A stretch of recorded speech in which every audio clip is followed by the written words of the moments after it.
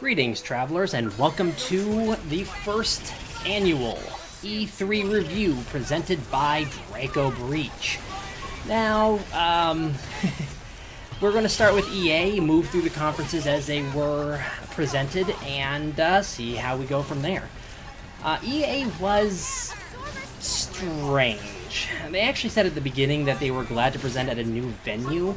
They claimed it was EA Play, but it was at pretty much the same location as E3. My thoughts? E3 is not new EA. EA was an interesting mix of good, bad, and ugly, edging towards bad. Let's start with the good. For me, the best part was news on Mass Effect Andromeda and a new single-player Star Wars game in the action-adventure genre. Those were highlights, and we barely got anything there. But that bleeds into the ugly later. Regardless, we know a bit more about Mass Effect Andromeda, and next to nothing about the action-adventure Star Wars game. That was nice. EA also talked about EA Originals. It was nice to see them ensuring that indie developers get help and profit. Feed looked like an interesting concept, but it didn't really impress upon me a need to add it to my library. It also reminded me of Ori and the Blind Forest, and I've seen comparisons to Limbo and Bambi. I'd like to also add The Legend of Zelda Twilight Princess with one segment of gameplay, but I'm not too sure. I'm interested, but not sold. I'm sure shooter fans like the info on Titanfall 2, Star Wars Battlefront, and Battlefield 1, but I just personally don't care. I'm putting this under good because fans will like it. Frostbite also proves to be an incredibly versatile engine, seeing use in RPG, action-adventure, shooter, and sports genres. Now the bad. EA announced a play for charity. It sounds nice up front, but I've previously vetted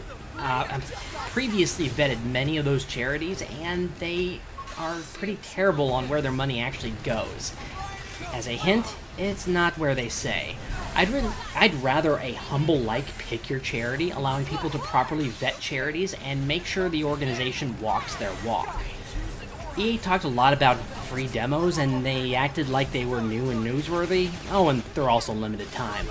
The Star Wars announcer sounded absolutely bored. You're on stage to sell a product. Convince me that you in some way care about the product or your core audience. And now for the ugly. The entirety of the Madden 17 esports segment and FIFA 17 were just agonizing to sit through. They had paid actors, and it went on and on.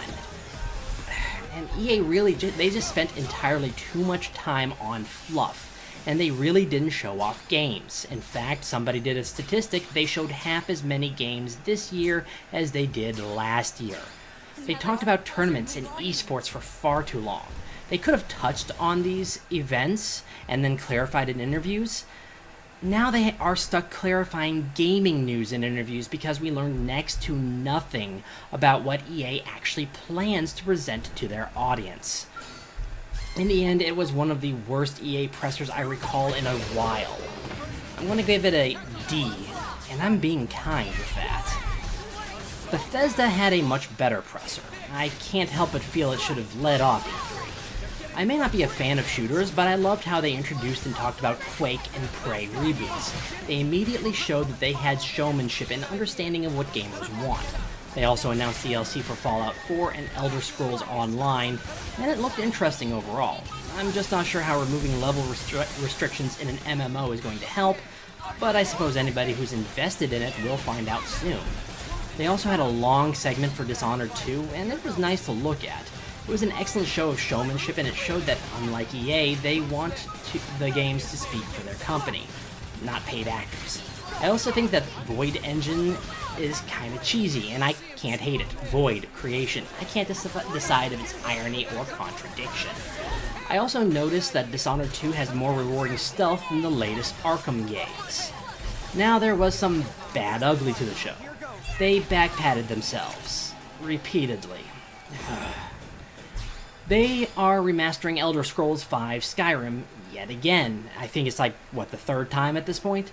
But it looks like some texture packs that I've literally seen available for free from the PC modding community.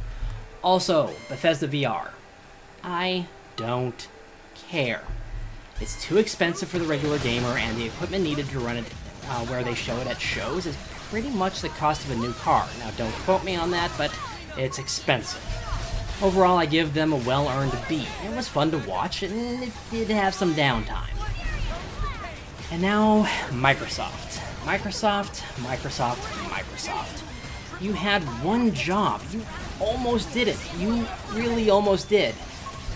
What job did they have? Their job was to sell me on their console. They didn't. In fact, they killed my interest in the console. Now, don't get me wrong, I'm here to judge the presser overall, but I need to get this out of the way right off the bat. It's going to be a revolving theme in my review. Microsoft entered the stage by showing off the new Xbox One S, their slim model. It does look nice, and the redesigned, again, controller does look nice. I don't know where they would go from there, but they came out swinging with a nice Gears of War 4 trailer. Now, like Bethesda, Microsoft was CGI heavy the entire time, but that doesn't concern me. With Gears of War 4, Microsoft introduced their knife in the back to the Xbox division. Play anywhere. It is no secret that the current CEO of Microsoft hates the Xbox, nor possibly consoles in general. So he is requiring all Xbox exclusive games to also be developed for Windows 10. It has potential, but it could hamper console sales. It could be good. It could be fine. I just have my doubts. Still, they moved on to Killer Instinct and General ROM DLC. Good for fans. I might get it on Windows 10 sometime, and there it is again. Next was a nice looking trailer with gameplay for Forza Horizons 3. I do have to ask, because I'm not exactly a racing sim fan, has off-roading always been a part of the Forza franchise? It seemed, well, dirt-inspired, if I may be so bold. Next up was Recore. It continues to look good, but now I know I'm getting it on Windows 10. It looks good, and as others have pointed out, it looks kind of like a Metroidvania style of game. I'm looking forward to it. Next up is a game I'm getting on PS4. Square Enix finally showed how Final Fantasy XV will look on Xbox One. It looks to play exactly as advertised with Episode to Sky. Not bad. That's not a bad thing. It's just an interesting note. I don't know what was said about the new Division game. I may have blanked out for a moment, but either the game or DLC is coming to Xbox One and Windows 10 first. I didn't really catch which. Then Microsoft talked about Battlefield 1 and Xbox Live a little. I kind of zoned out because A, it was a repeat, and B, they were back-padding. There was some new added to Xbox Live, but Communities is something that both Nintendo and Sony both already have. And I said both twice for some odd reason. I guess Group Want Ads, which is not the actual name, by the way, is a good thing. Then Arena brought up a thankfully brief reminder of EA Sports. Then announcers talked about how all Minecraft players, as long as they don't happen to play on Nintendo or Sony consoles, can play with each other. All.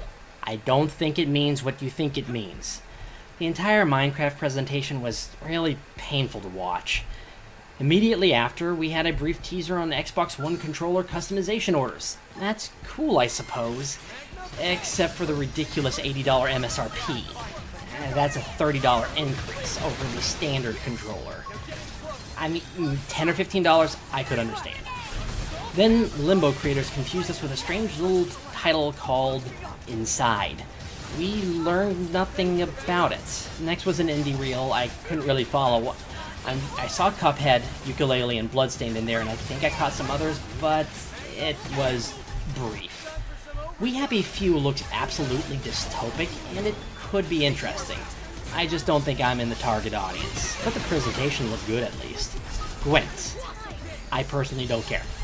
Tekken 7 is coming first to Xbox One, I think.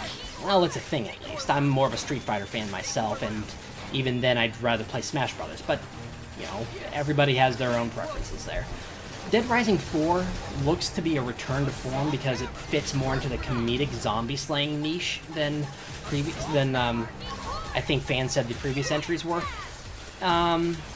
It also brought Twitter fan rage against Microsoft's constant switching between gameplay footage, the audience, and the stage crew to a fever pitch.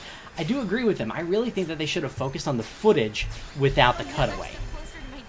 My personal pick of Microsoft E3 is still Scalebound, and it was confirmed Windows 10 inbound. I'm getting it for Windows 10 and not Xbox One. Remember my first statement. The extended footage looked great, but I do wish they showed some customization in their presentation. They also confirmed a 2017 delay. Now that we've seen gameplay of Sea of Thieves, I'm willing to admit that we might see Rare's revival/redemption. I'm not sold, but it might just be true. Another dystopic game was shown in State of Decay 2, and I don't really know what this was. The presentation just showed guns and bloods. Is it a... Bloods? Really? Blood. Is it a shooter? Is it a Fallout Wasteland-like game? I don't think I'm in the audience. I did surprisingly like the trailer for Halo Wars 2. No, I'm not getting it. Yes, it was completely CGI. I just love the attention, and showmanship towards fans. Good job, Microsoft. However, Microsoft could not be perfect. Their introduction to Project Scorpio was groan-worthy. They just back-patted and yammered about pretty pixels. Really? And blah, blah, blah, blah, blah, blah, blah. Overall, I liked this presser a lot more than their presser last year. I felt 2015 was the year of groans when Microsoft took the stage. 2016, they learned their lesson and accommodated for their audience. We had games. Yes, we had a lot of pure CGI, but at least we had games. However, two major things held them back.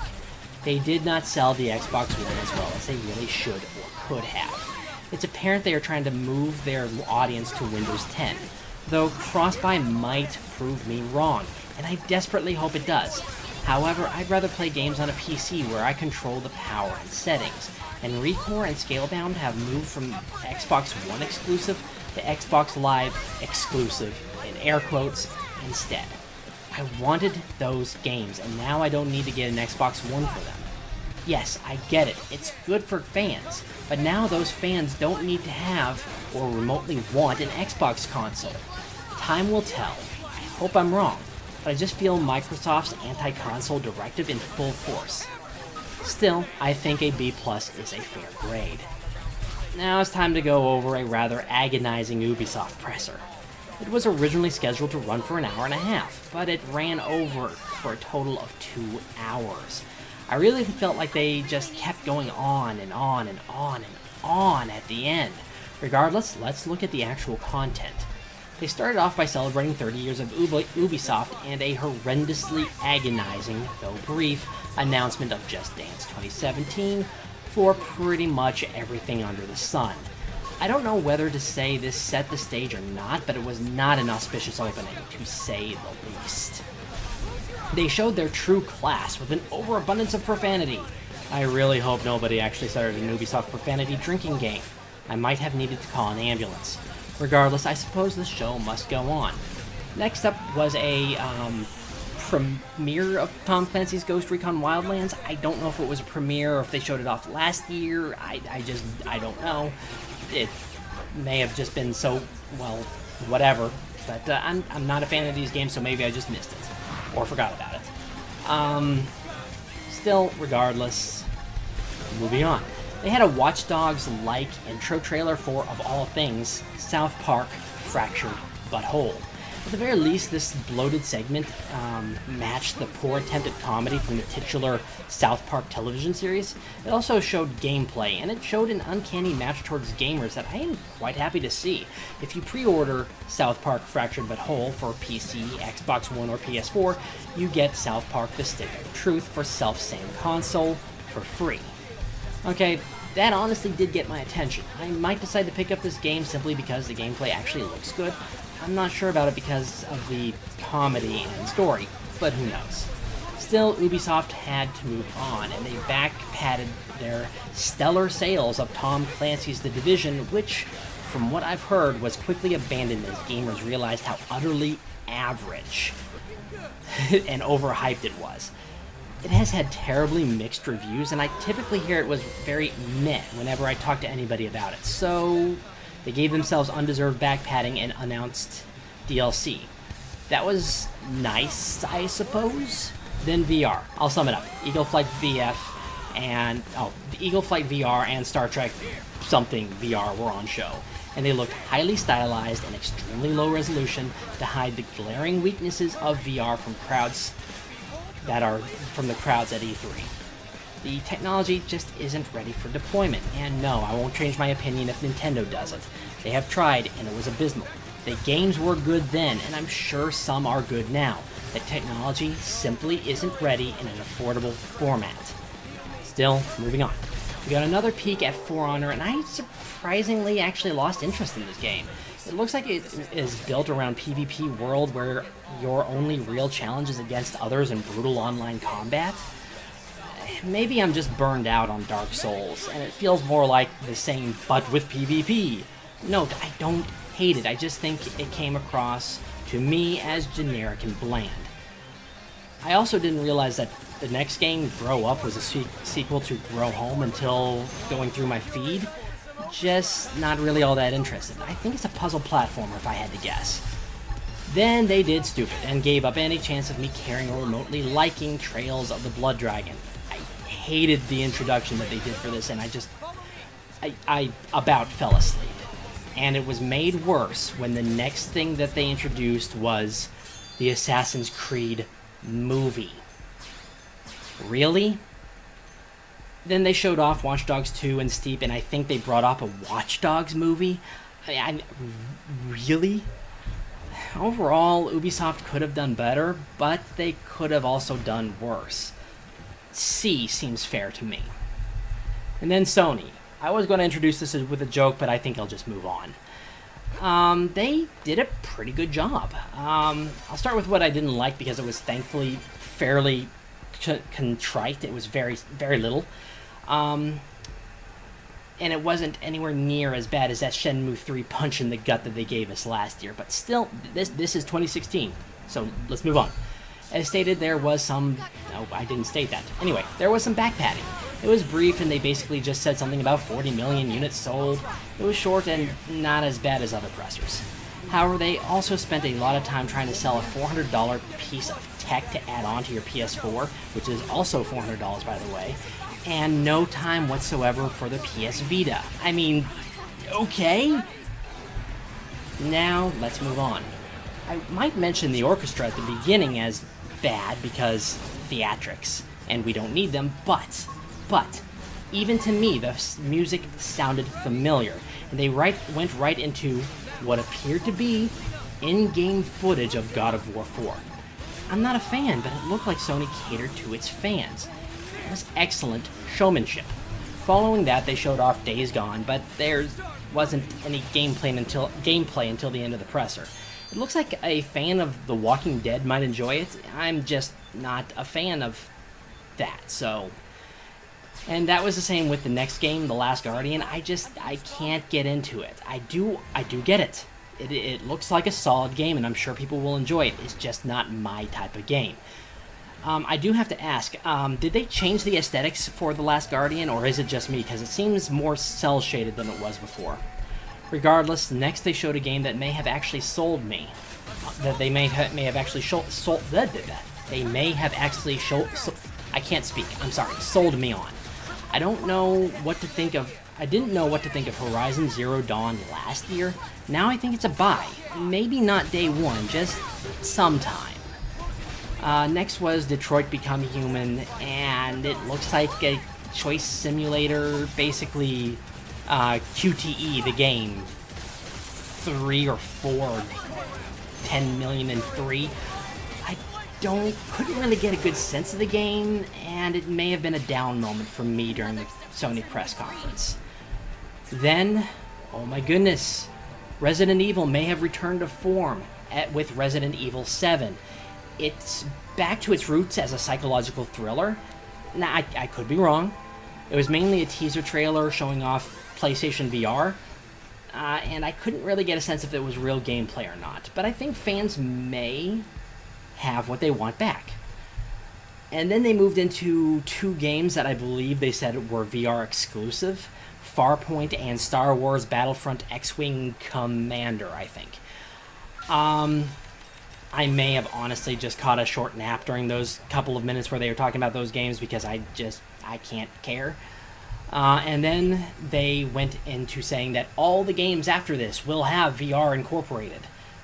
Okay, sure. Then there was a Arkham VR game by Rocksteady. I think that one is also VR exclusive. I don't know. Then they showed off Final Fantasy on PS4 and, of course, PSVR, because why not? The VR segments looked atrocious, and the crowd reaction to it at the end really was telling. It was dead silence. I mean, like, literally, you could hear a pin drop. But I did like the Chocobo reel. That was fun. That was engaging. Next was COD in space. Call of Duty Infinite Warfare was confirmed, as well as a remaster of Call of Duty Modern Warfare. COD fans, I'm sure, were happy. Then, Crash fans got to be happy because the Crash Bandicoot original trilogy from PlayStation 1 is being fully remastered for PS4. I'm not sure how they'll feel about Crash being in Skylanders, but that's a thing. Sony also wanted to remind us that LEGO Star Wars The Force Awakens is first and better supported on PS4, because parity doesn't mean anything to devs. And by the way, I don't like the fact that Star Wars The Force Awakens, LEGO Star Wars, it does not have parity across all consoles. Anyway, we finally got to see Kojima's new Death Stranding and really learned nothing about it. At the very least, we know it's still a thing. Then we discovered the leak about Insomniac working on a Spider-Man game was true, and it has a tentative title of Spider-Man PS4. It could be good, and I think it reignited my dwindling passion. Not because the presser was bad, I was just tired. I blame Ubisoft. Overall, it was good. Sony had the best presser of the bunch.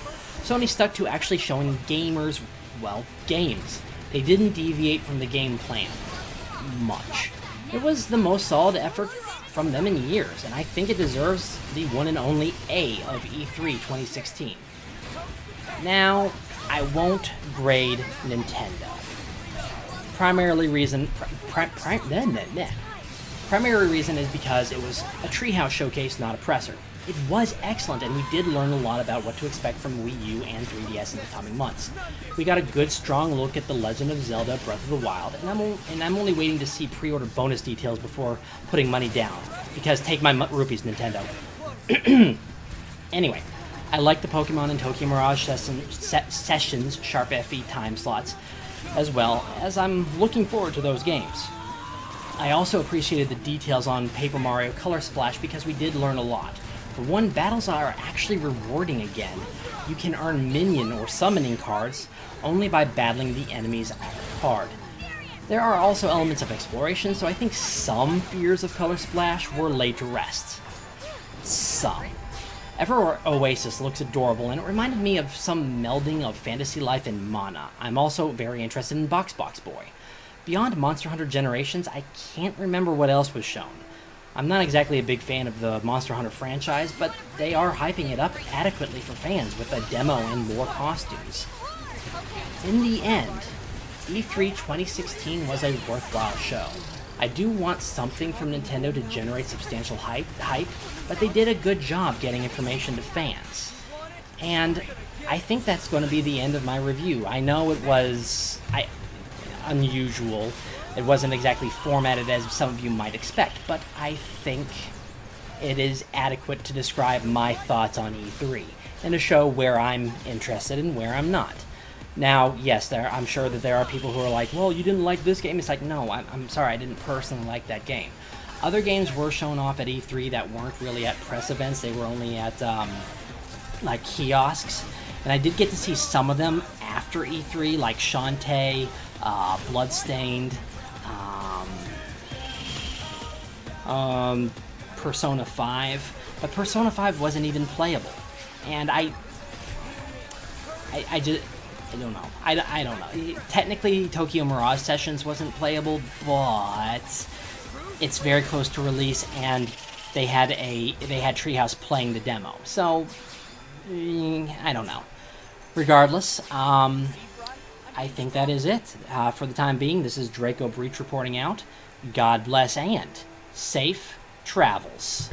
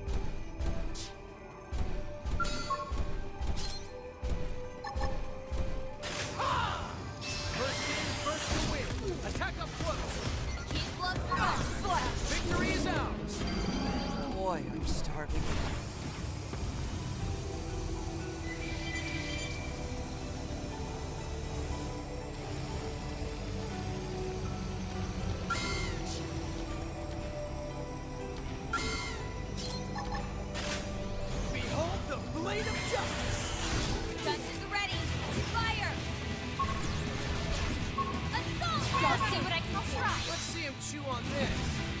Yes! Forest Ring Slice next! On it. Take this. Furious Blast! You're wide open. Repair! Start running. Looking Got good. it! Take it in foot! Absorber Stick! Thanks for the This is bag. force! Here comes the pain. Riding Slinger. Arcing Horse! You're up. Maneuver them! Help us, please! Sky high. You're wide open. Now, close in and clean up. Overwhelm! There. Furious fight. Blast! Here goes. Take it in foot! Looking good. Okay. Here comes the pain. Arcing Horse! Slice. Overwhelm! They're getting close. It blows through! Upper hand. Shooting Star! Scott! Did it! Triple up and pile on the hits!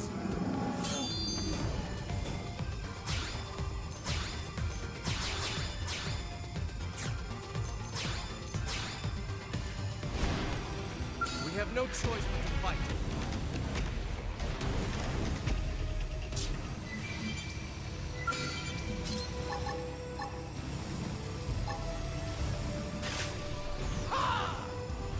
Power up! Get yourself ready! Hope you don't mind me taking this one. Slide that all you got! Scott! Got him! Take it in foot! You're wide open! Arcing Horn! Okay, Furious Slice, Blast! here comes Absorber the Stick! pain. Great edge! Back to the ground. Triple up and pile on the hits. Good idea. Let's go inside. Done! Use melee attacks! Okay. Sorry. Arcing Comes the Horn! pain. Magnum edge. We're doing good! Awesome day. Break out some buffs! Time for some overdrive. See ya. Overwhelm!